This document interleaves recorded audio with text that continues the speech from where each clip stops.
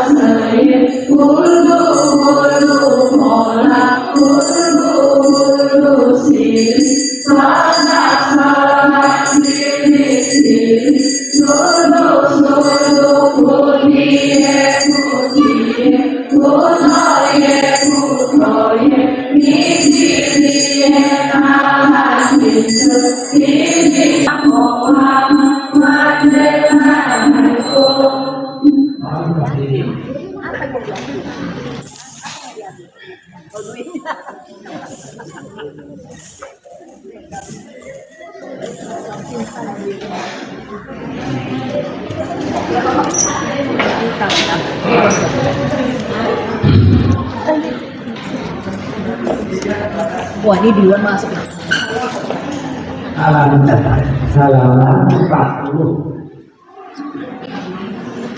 Mohon nanti disiapkan di luar bupa dan masing-masing juga ya, nanti ya. Halaman 40 baris ketiga Amitoho ya, baris ketiga.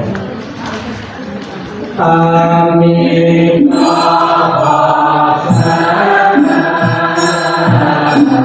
Bye.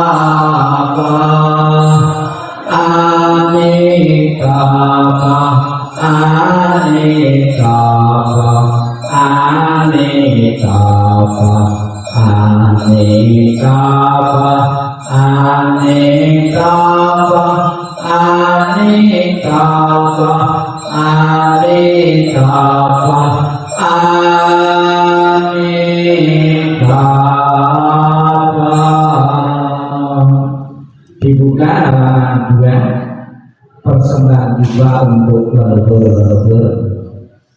Nanti bagian terakhir Bapak Ibu, hai halaman 2, lencelawe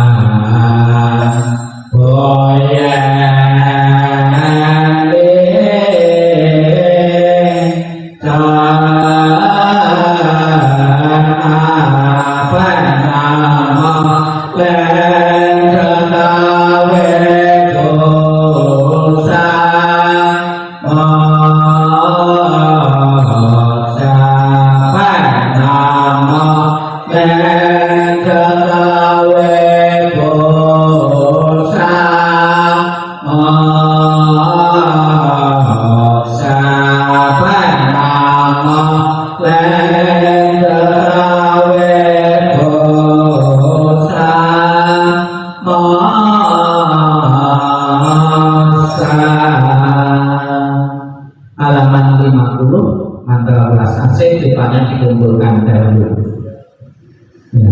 Ya, dikumpulkan buka halaman 50.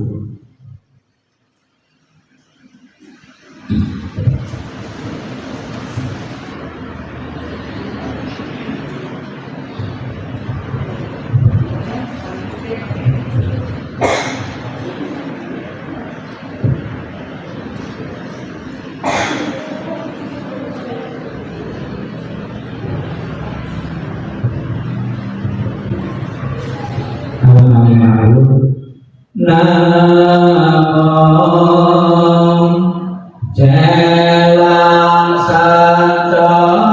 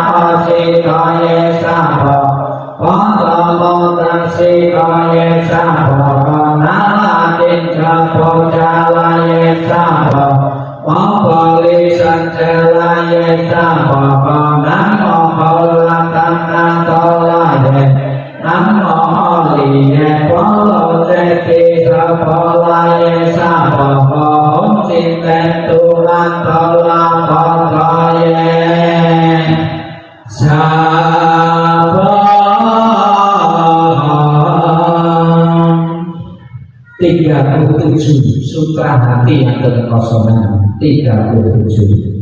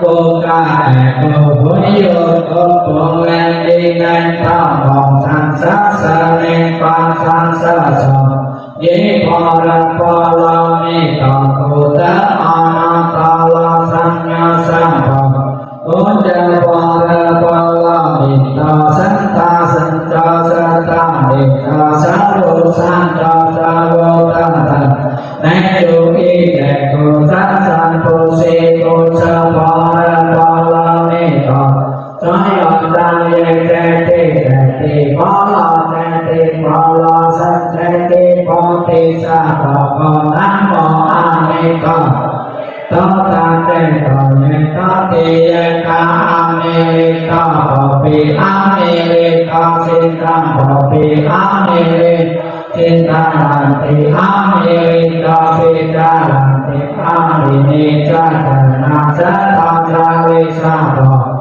namo amita panyeta taceta yeta tiyeta amita papi amita cinta papi amita pijalanti amita pijalanta jani jata jata jali sabapa namo amita panyeta taceta yeta amita papi amita cinta amita pijalanti amita pijalanti amita jata jali sabapa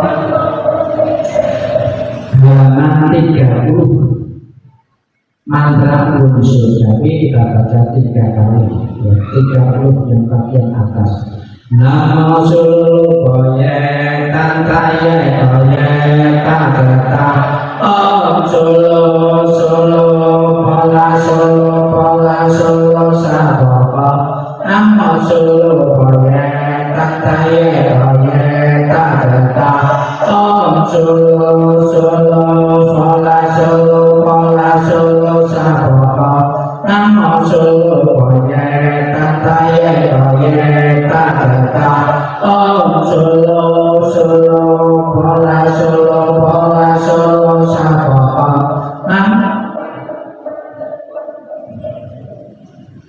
halaman kita akan masuk namo amita budaya. Kembali pada kesempatan malam hari ini kita bersama-sama mempersembahkan bakti dan hormat kepada leluhur kita yang telah tiada.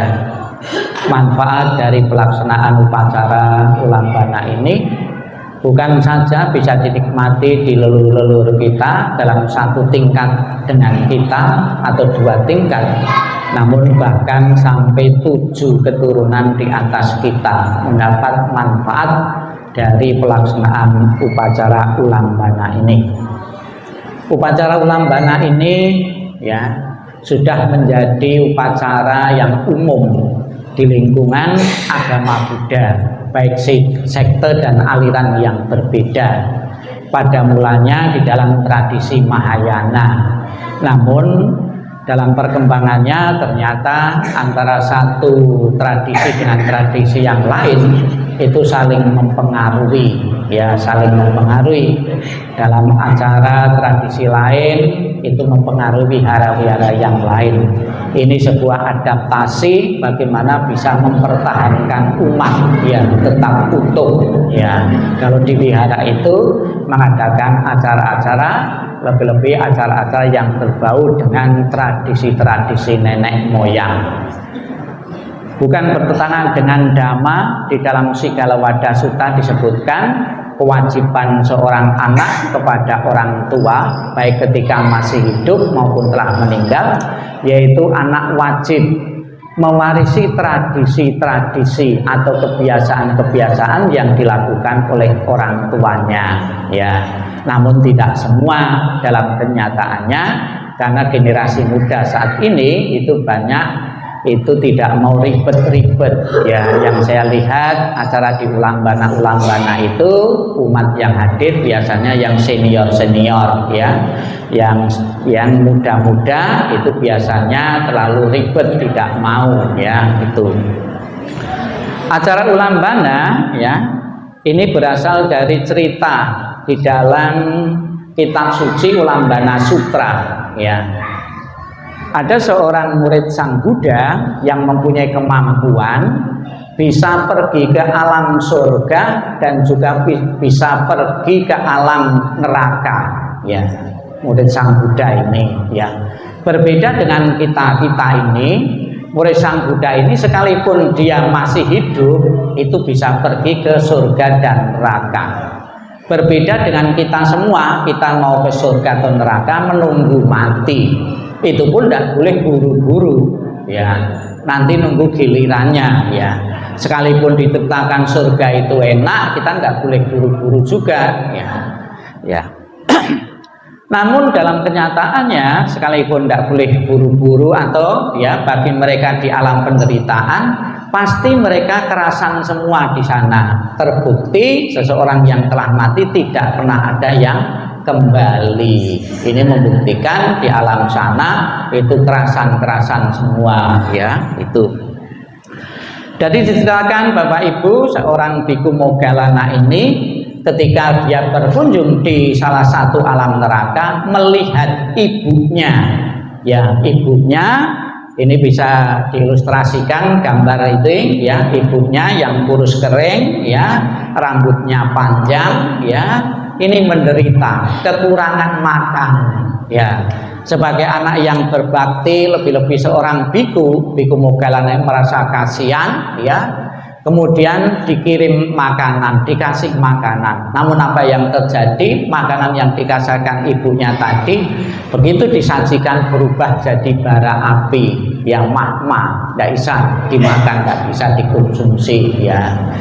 Maka agar bisa dikonsumsi ada kemungkinan ada perumpamaan ilustrasi di saat upacara-upacara Ulambana atau acara-acara kematian, sajian makanan itu diperciki dengan air embun surgawi biar bisa dimakan. Ada kemungkinan seperti itu ya. Ada kemungkinan juga kenapa persembahan-persembahan yang dipakai untuk leluhur itu rasanya sudah beda ya, rasanya beda, berubah jadi anyep ya. Kalau pas upacara Ulambana itu mercik itu beberapa kali ya pasti anyep ya. Lebih-lebih makanan kue-kue yang dibuka dengan plastiknya itu ya. Ada lagi yang mengatakan bekas makanan leluhur itu cepat basi ya. Ada yang mengatakan itu, yang rasanya anyep karena saripatinya itu sudah diserap oleh leluhur ya. Jadi dia tidak mengambil, tidak serakah lagi. Terbukti disajikan 5 juga tetap 5, cuma mengambil saripatinya. Berbeda dengan kita ini gitu, disajikan makanan ya bukan mengambil sarinya saja, diambil semua ya. Jadi ilustrasinya itu Ibu Moggallana ini telah di alam penderitaan, alam kelaparan. Telah di alam penderitaan bukan hukuman ya, namun efek ya negatif dari karma-karma buruk yang pernah dilakukannya.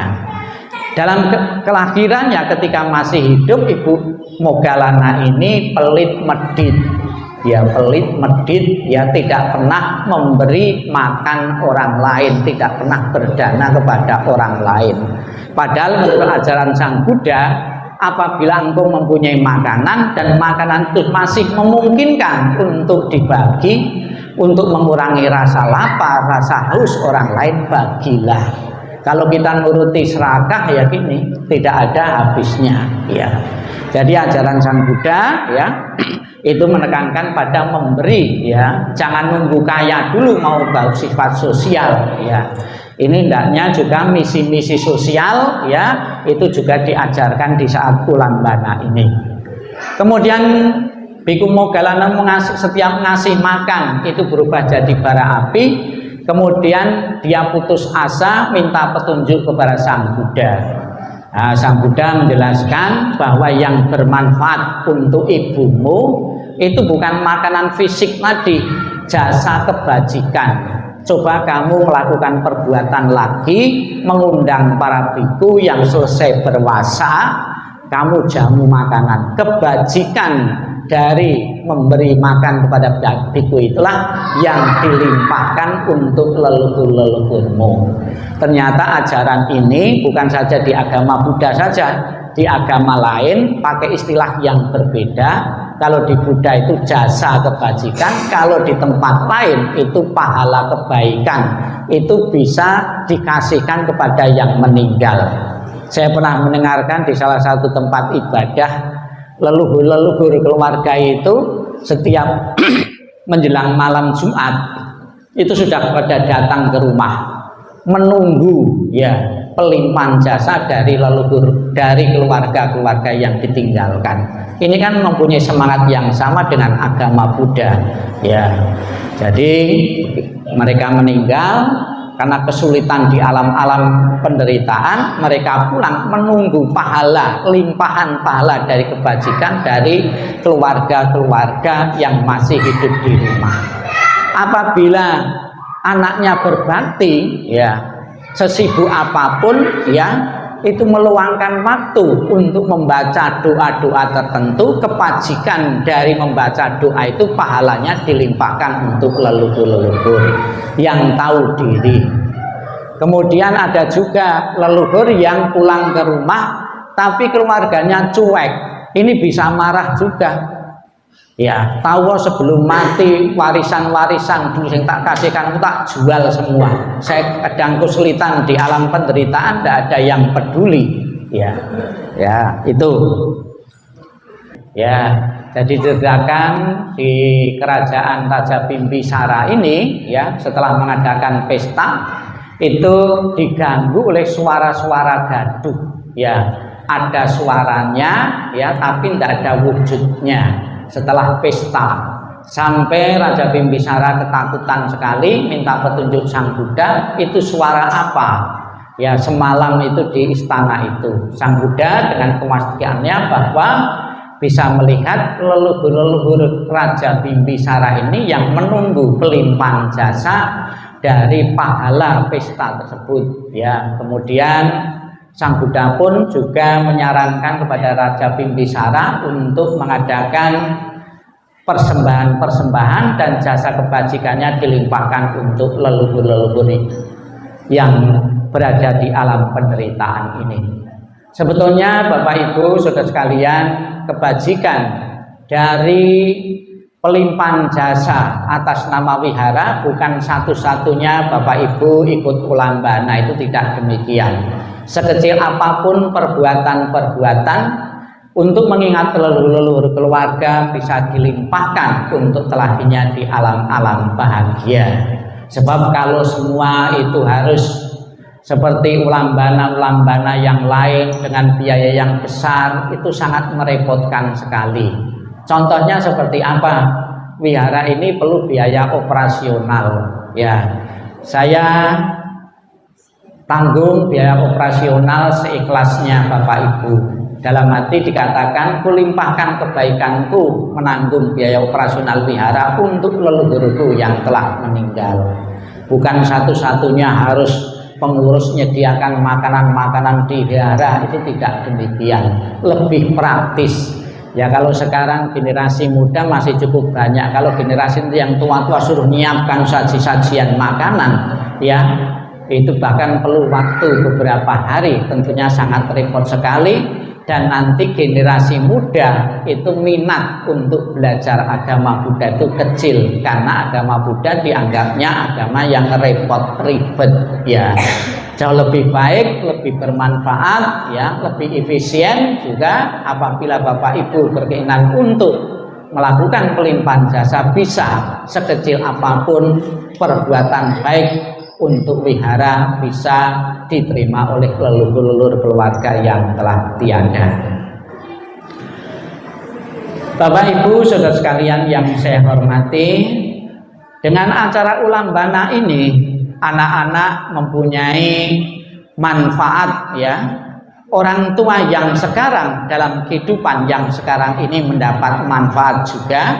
Kemudian orang tua pada kehidupan yang lalu yang terlahir di alam penderitaan, kemudian juga di kehidupan yang akan datang, itu masing-masing juga mendapat manfaat dari pelimpahan jasa ini.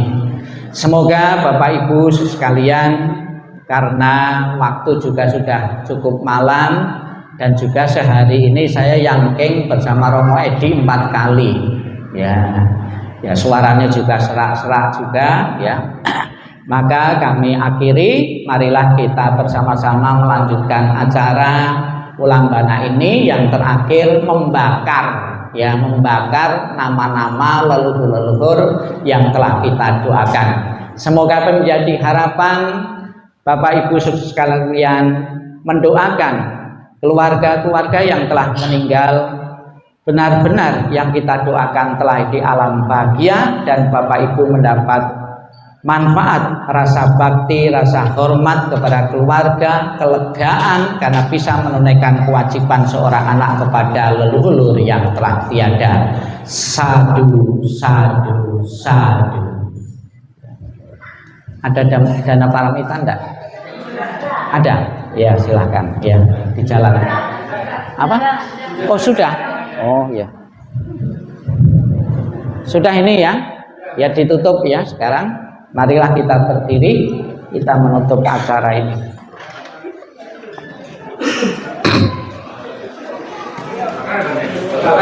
Iya, tidak telit.